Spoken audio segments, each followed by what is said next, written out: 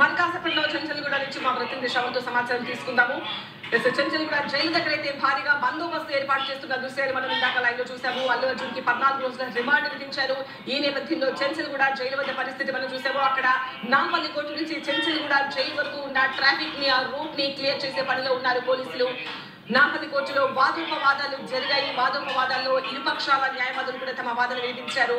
But చివరికి 14 రోజుల remand అయితే అల్లు అర్జున్ కి విధించారు. క్వాష్ పిటిషన్ సాధ్యం కాని పక్షంలో మధ్యంతర బెయిల్ తమ క్లయింట్ కి ఇవ్వాలని అల్లు అర్జున్ తరపు లాయర్ తన వాదన వినిపించారు.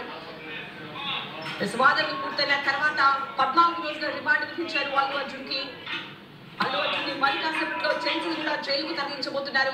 ఈ నేపథ్యంలో అక్కడ రూట్ క్లియర్ చేసే పనిలో ఉన్నారు పోలీసులు, ట్రాఫిక్ అధికారులు.